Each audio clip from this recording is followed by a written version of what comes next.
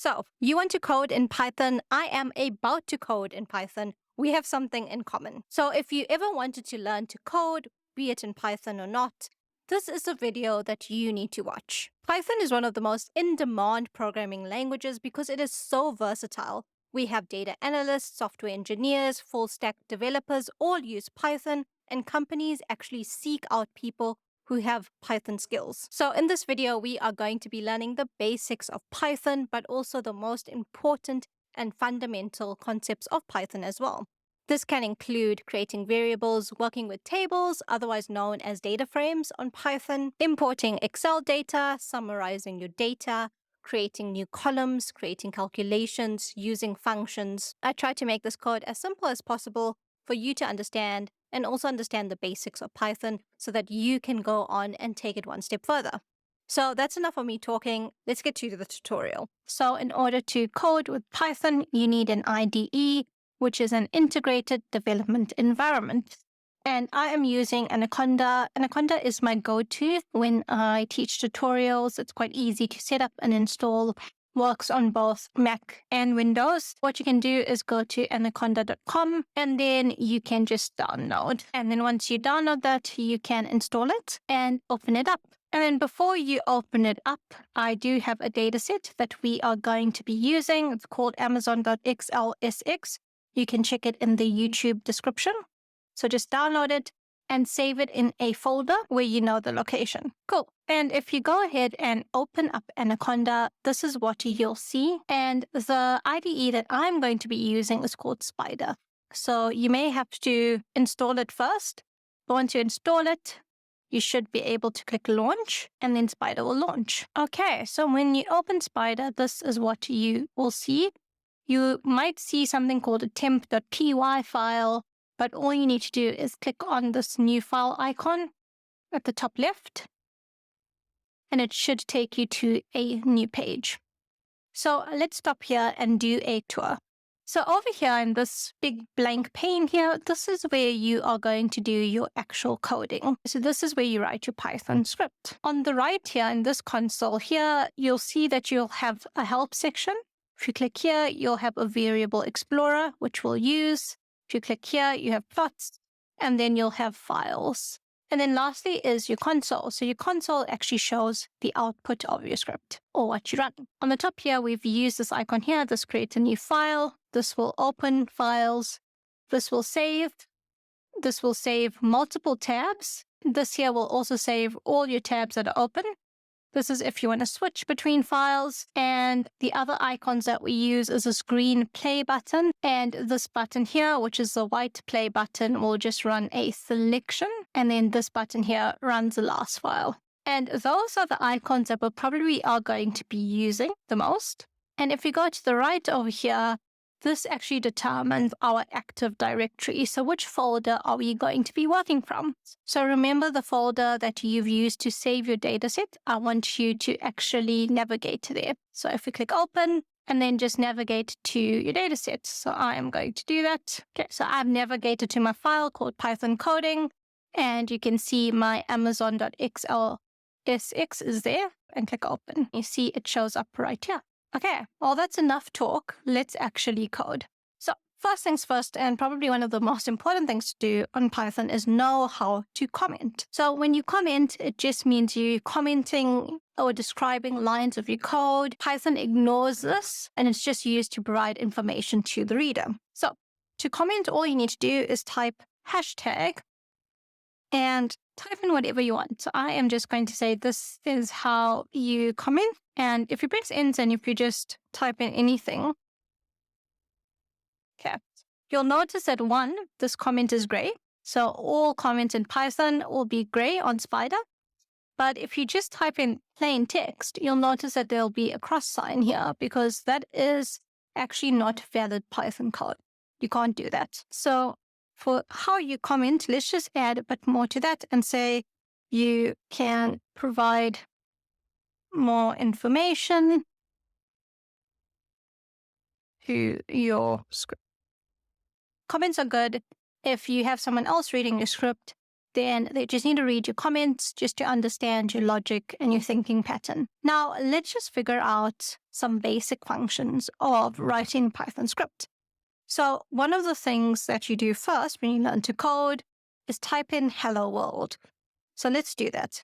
So let's do hello world.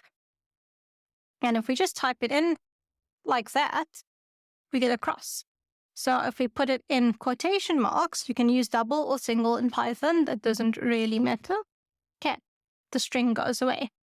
And let's just run this. So if we click the big green button and run it, okay, you can see that nothing happens. There is no output, and this is where our output usually gets displayed. All right, so Python has a function called print, which actually prints your text to your console, and your console is this here. So if we just type in print and open brackets and then close brackets, just like that, and type in run. Okay, so now we see something happens. We have hello world appearing. That's great. And you can type in whatever you want. So I am saying hello world. It's D. Subscribe to my YouTube. And let's run that. So click the green button. Okay, and you can see it prints on your console. Perfect. So let's add a comment. So I'm just saying enter here, and on line 11, I'm typing in hashtag, and I'm saying this line prints a message to console. Okay, now let's talk about variables. We can define variables in Python, and a variable is just a placeholder. It can be a name, it can be a letter, it can be a number, etc. And this is how you define a variable and assign a value. So I want to create a comment and say, define a variable and assign a value. And let's just say enter, and now we just say name is equal to, in quotation marks, DEE. Okay, when you're assigning variables for the first time and you're assigning text or numbers, with text, it needs to be in quotation marks, otherwise it won't run. Because if we don't have it in quotation marks, so if I just remove this, it gives me an error, and it's saying undefined name D, because what Python is doing is Python is trying to look for another variable called D. If we put this in quotation marks, Python knows that this is just text, or it's just a string. So let's run that. Okay, so now we have that print still appearing. So that's our same message here, which is still appearing, which is fine. And what's happening with this here has a variable name being created. Well, if you go to Variable Explorer, you can see that we have a variable called name. It's a string, so it's a text. It has 3 letters, or its size is 3, and that's the value. So all of your variables, when you create them in Python, will show up here on Spyder, which is great. Now, what's cool about this now is that we can take our print message and add our variable name. So when we do that, let's create a line, and this line prints a message that includes the value of the name variable. Okay, so let's do print, quotation marks, and let's just say my name is space. Okay, and now out of the quotation marks, I want you to say plus and put a name. Okay, so essentially what we're doing is we're telling Python to print my name is space, and then whatever name is stored in this variable. So we can run the whole script again if we click the green button, or what I like to do is place my cursor on line 18 at the end and just click this white icon here, or this white play button here. And what it does is that it just runs the current line. Okay, here we go. My name is D. And the nice part here is that if you change this, so let's change line 15 name to another name. Now let's select line 15 to 18 and run the script again. So if you select that and click on the white icon, it just runs the selection. Okay, And now you can see my name is John appearing. So every time you do change this, so if you change a line in your Python script, remember you need to run this again. Okay, so if I change this to D, and if I just run this line here, so let's just click or select this current line and click on the white icon. You can see it says my name is John, but my variable here is actually D. I actually need to run it for Python to save the variable. So what I usually do is select the lines that I've changed and click on the white icon, and now it changes. Let's just have a look at how numbers works. So let's comment and just say working with numbers. So in Python, we can do things like 1 plus 1. Okay. And let's just make sure we click on that and run it. And you can see it outputs that. Okay. You can do the same for 20 divided by 10. And click on the white button, and it outputs the answer. You can also do it with variables.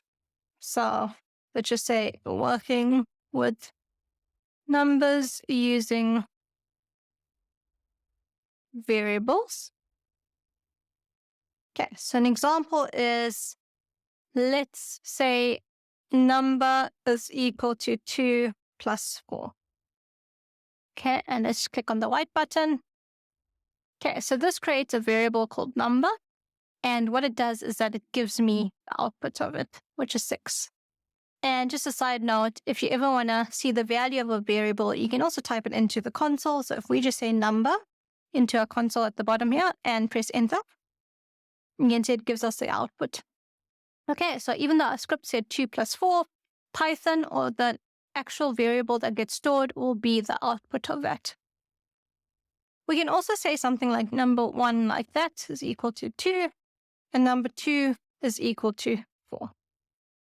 And now if we say, let's do number 1 plus number 2. Let's run these 3 lines. So select them and click on the white icon. Okay. So what it does is that it stores 2 new variables called number 1 and number 2. And the last line of the script where we say add number 1 and number 2, it does that. It adds 2 plus 4 and it outputs 6. Now what we can do here is we can even create a variable. So if we say something like added together is equal to number 1 plus number 2. Just click on the active line and click the white icon. Okay, this creates a variable now called added together, and it shows us the output. Similar, you can also do multiplied and divided. So if we create another variable called multiplied together is equal to number 1 times number 2. And then while we're here, let's do divided together is equal to number 1 over number 2. Okay, and let's select those 2 and click the white icon. Right, and now we can see that we have a multiplied together. So it multiplied 4 and 2, which gives us 8. And divided together, it divided number 1 by number 2, which is 2 divided by 4, which gave us 0.5. So everything looks great. But this is a good example of how you work with variables in Python and you use it to build formulas or calculations. The other thing that's important to know about Python is working with lists. Let's do working with lists. Now, lists are just a list of words, phrases, numbers, etc. And it's nice to know because it comes up often. So we can create lists like this. If we say something like fruits, I want to create just a list of fruits. Is equal to, we do square brackets, quotation marks. Let's type in apple. And then out of your quotation marks, comma, space, quotation marks again. Let's do banana. Out of quotation marks, comma, space, cherry. Out of quotation marks, comma, space, kiwi. Okay. And if we run that, so make sure your cursor is at the active line and click run, Okay, we can see fruits come up. The type is a list, and that is our values. Now, if you double click on it, it will just give you a bit more detail onto each value. And now, if you want to add to the list, what you can do is obviously you can do the manual way, which is just saying comma and adding a new fruit. Or what you can do is use append. Okay, so if you want to add it to the list, let's just say adding to a list by using pin. Okay, you can do something like fruits, which is our lists, dot append. So we're using the append function and open brackets. And now we need to tell Python, well, what are we appending? So we want to append maybe orange. So I want orange to show up to my list. And if I just click on line 37 and run the active line, if we look at our fruits variable explorer, we now see orange showing up. The other common thing that you work with on Python is dictionaries. And this is the last thing I'm going to do before we move on to a nice practical use case. So let's just say dictionaries as a comment represents keys with values.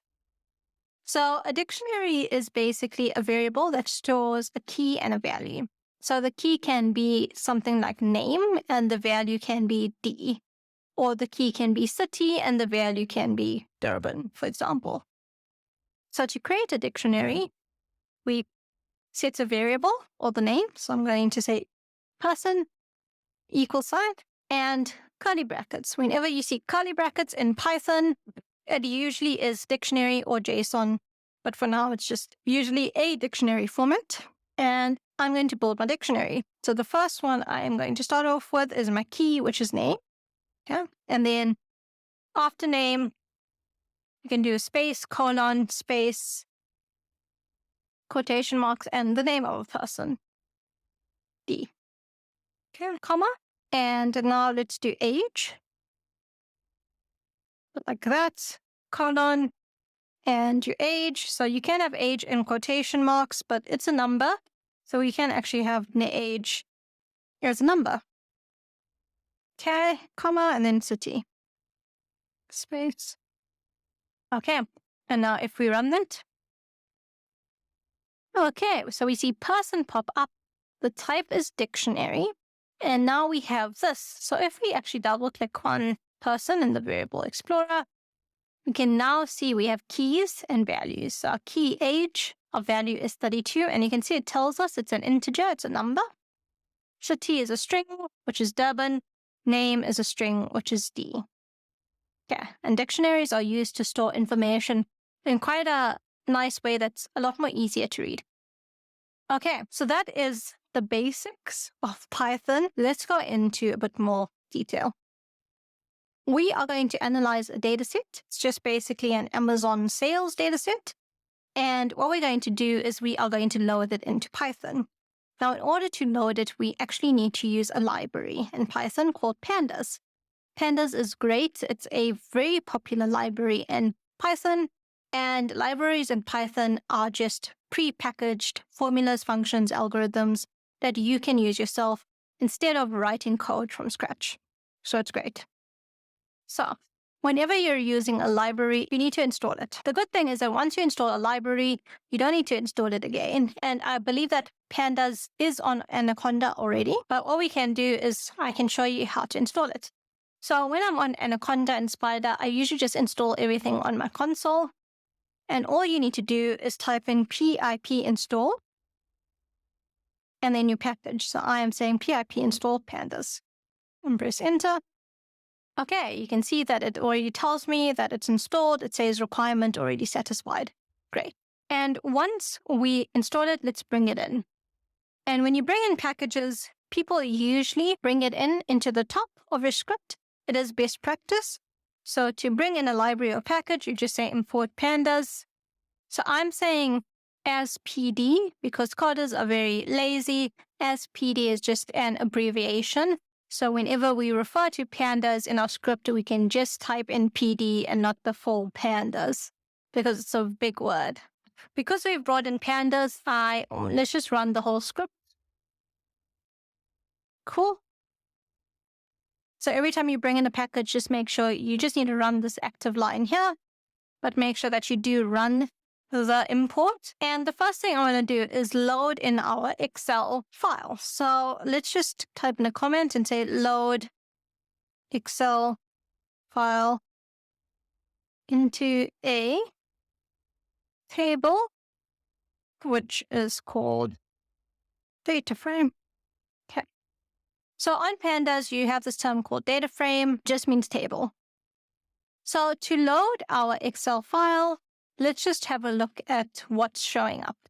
So first things first, always make sure that we are in our Active Directory. So I'm just going to navigate to where my data set is, which is there. I'll click open. So just make sure you have that. And let's click on files.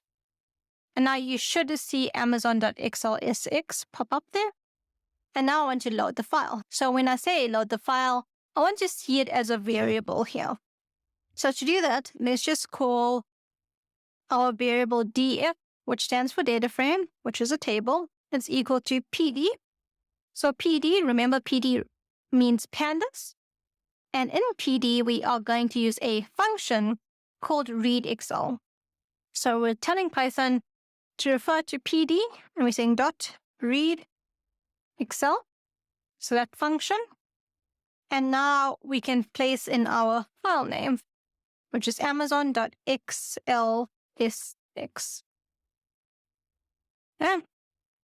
And if you select line 45 and just run it, okay, it should take a second to run.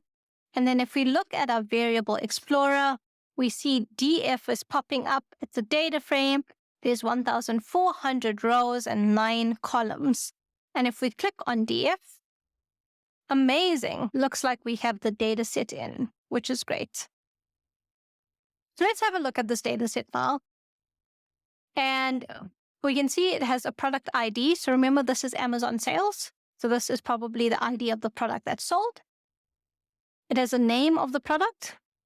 It has the discounted price. It has the actual price. It has the cost percentage. It has the rating or review. It has how many people rated this and what category the product belonged to. So category 1 and then category 2, which is probably a subcategory. Perfect. So let's click close. And usually what you can do is that maybe you're working with a big data set. You want to display the first 5 rows of a data frame. So to do that, what we can do is if we type in df.head with brackets into our console and press enter, it will show you the first 5 rows. But what you can do is you can do a print df.head into your script like that. So df.head, open brackets, close brackets, are in between print open brackets, close brackets. And if we just do that, it'll also print. You can see the console obviously abbreviates the whole data frame. So it doesn't list all of the 9 columns for space reasons, which is fine. I'm just going to comment here, prints first 5 rows. But the good option here is to just double click on df and it will show you the actual data. The other thing I like to do is also say df on our console.info, open brackets, open brackets, close brackets, and press enter. And this actually shows you the column names, how many non-nulls, how many columns that don't have null values, and the actual type as well, which is pretty cool. When you see data type or dtype, which means data type, means string, float 64 is a number or decimal. You'll see integer, which is a number without a decimal, etc. Okay, so we have our table here. And I want to create a new column, which calculates the cost price. And let's just say we want to create a column called cost price. And cost price is your discounted price times it by your cost percentage. How would we do that? So let's close that. Let's comment and let's say create a new column that calculates cost price. So to create a new column, we're going to type in df. That is our data frame, our table name, square brackets and quotation marks, and the column name. So let's call it cost price. And now what we're going to say is equal to df, square brackets, quotation marks. And I think the name, so from df info, I'm just looking at the column name. We're calling it discounted price. So I'm just selecting discounted price here. And I'm saying Command or Control C and just pasting it in between here. Okay, this needs to be exactly the same as a column name on your data frame. So you can't add spaces, etc., otherwise it won't run. So we're saying that it is discounted price multiplied by, and we're saying df, square brackets, quotation marks, and I think it is cost percentage. So cost percentage is here, and I'm pasting the cost percentage there. Okay, so this here represents cost price in the data frame df. And what we're saying is that to get cost price, we need to take our discounted price column in the data frame df, and we need to multiply it with the cost percentage column. So let's click on that line and let's run that. Cool. So now we have run that. If you look at the df variable, you can see that there is now 10 columns as opposed to 9. And if we double click on it, okay, and let's scroll to the right. Okay, so now we see there's a column called cost price. Okay, now let's create a column that calculates profit. And let's just say profit is discounted price, which is your sales price, minus your cost price, which is the new one that we're going to call. So let's just do a df.info in our console. Okay, so cost price is there. Discounted price is there. So let's do it. So we're going to say df and profit. Sorry, I am changing quotation marks.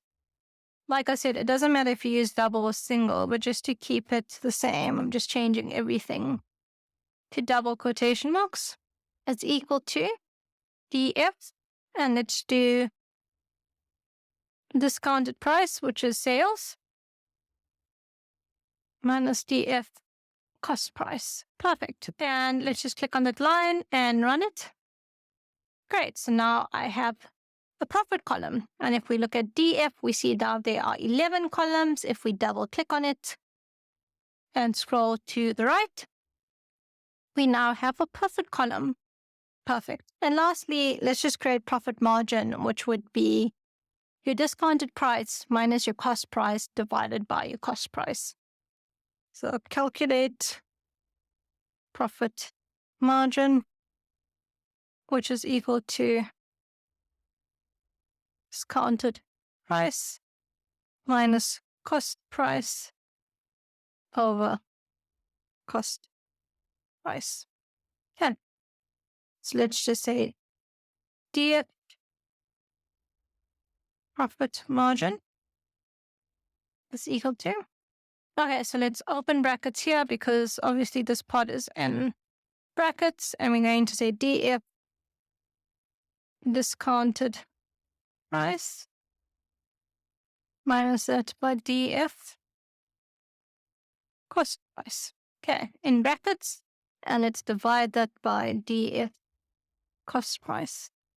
Okay, and let's run that. Cool. And if we check on our df variable, perfect. So we have profit margin, which looks like it is looks like it's quite high. That's a percentage, so that would be 400%. All right. Now, what if we want to drop a column? So maybe we want to drop cost percentage because we don't need it.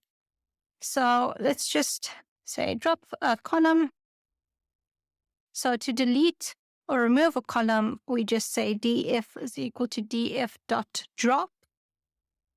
And now we just say what column that we want to drop, which is cost percentage. And then usually we say axis equals 1, which basically means we're dropping the column. Okay, and let's run that. And if we go to df there, we should not find cost percentage, which is true. It's not there anymore. Now, what if I want to see a table that shows the top 10 products by actual price or discounted price? what we can do is we can create a top 10 data frame where we sort values from highest to lowest by discounted price. And then from there, just take the top 10 rows. So let's create top 10 table, which shows highest selling books. So let's just say top 10 is equal to df. And I'm using the function sort values here. And now we need to tell Python what we're sorting. So we're going to sort values for data frame df based on the discounted price column. And how are we going to sort it? Well, I want it in descending value. So what we say is we're saying ascending equals false. Like that. And let's run it. Okay, and if we run that, we see a top 10 data frame. And if we double click on that, okay, this should now be ordered from discounted price, highest to lowest. So if you scroll down, you'll see that it goes to highest to lowest. And now what we're going to do is use the head function to just take the top 10 of this. So if we just say enter and say top 10 is equal to top 10, or top 10 data frame, but we're saying we want the first 10 rows, and dot head represents taking the first X amount of rows. And then if we run that, we can see top 10, our variable will now only have the top 10 products by discounted price, which is pretty cool. So now that we've done that, let's talk about creating columns based on specific conditions. So a good example here is that if we look at data frame, df, and we scroll to rating, I want a column called alert. And I want the alert to be low when the rating is less than 4 and high when the rating is greater than or equal to 4. We can use something called dflock in Python. And what that does is that actually creates a column, looks at the condition, so where rating is less than or equal to 4, and sets a value to that column. So this is how we do it. So let's just comment and say, create alert column, where if rating is less than 4, alert is low. And let's just say df.lock. And I'll explain the code now. And what we need to say is square brackets and then df, let's bring in rating, like that, is less than or equal to 4. Let's create a column called alert. And now what we're doing is we're saying that needs to equal low. Okay. So what this is saying is that df rating less than or equals to 4 creates a Boolean series or just single column that is true where the values in the rating column are less than or equal to 4 and then false otherwise. Now your df.lock, what that does is that selects the subset of the data frame based on that condition. And in this case, it selects rows where the condition df rating is less than or equal to 4 is equal to true. And then this part here equals low just sets the value of the alert column. And then what you can do is if you copy that and paste that, we can just change this to having greater than 4 and this low is high. So it takes some time getting used to the format, but all this does is that it works on a condition, creates the column, which is called alert, and based on this condition here, the output is here. So what do you want the alert value to be, low or high? And if we run that, okay, let's have a look at df and scroll. And now we can see we have an alert column that's high when your ratings are more than 4, but then is low when your ratings are less than 4. And the last thing I want to show you is how to develop graphs. So in order to use graphs, we are going to need a package called matplotlib. So let's install it. So go to your console and type in pip install matplotlib. It already might be installed in pandas. And then at the top, just after import pandas as PD, you can say import matplotlib dot pyplot as PLT. Okay, and this brings in all of your graph functionality. So let's just make sure this package is now run. And let's scroll to the bottom. And now let's create some charts. So I want to create a bar chart of my top 10 table. And I just want to see the sales price or discounted price per product ID. So to do that, let's create a variable called AX or axis is equal to top 10. And now we're using plot. And we're telling Python we want to show a bar plot of the top 10. And open brackets. And let's just say, what is our x-axis? So x is equal to the product ID column. And comma, y-axis is equal to discounted price. And let's do plt.show. So this just shows the plot. And let's just run the last 2 lines. Okay, so it runs fine. Let's just have a look at our plot section. And here we go. That is our plot. So if your labels aren't coming out like this, then what you can do is add inline 75, rut is equal to 90. And then your labels should appear like that. So let's try again. Perfect. And you can even change the color. You can say color is equal to, let's do red. Now you can see the color changes to red. So I'm going to change this to blue because I like it as blue. And now you can also add things like titles, etc. So to do that, let's first set maybe an X and a Y label. So let's do AX dot set underscore X label. Then X label, let's call it product ID. Okay, and let's do AX dot set Y label. And let's call that discounted price. And let's do title as well. AX dot set title. And let's call that discounted price product here. And let's just run the selection and see what pops out. Perfect. Now we see a title, we see an X or Y axis and an X axis. Okay. And the last thing we can do is we can also export our tables to Excel. So maybe you do want to export your top 10 table or your final data frame with the columns. So to do that, let's start with df.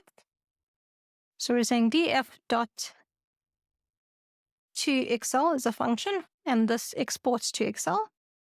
Open brackets and the name. So let's just say final Amazon table with the file type. So XLSX, comma, and usually you say index equals false, like that. So that doesn't bring in this index column here, which you don't really need. If you do want it, then you can just say index equals true. And let's do the same for our top 10 table. So we're saying top 10 dot to Excel. And we're saying top 10 products dot XLSX. Index equals false again. Right, and let's run these last 2. And now if we look at our folder, we see final Amazon table and top 10 products. And if we click on it, it would give us our final table. So this is our df variable, but in an Excel version, and you can see these new columns have been added, which is pretty cool. And then if we look at our top 10 table, this is the output of our top 10 variable on Python as well. And that covers the basics. I hope that helps, and follow for more.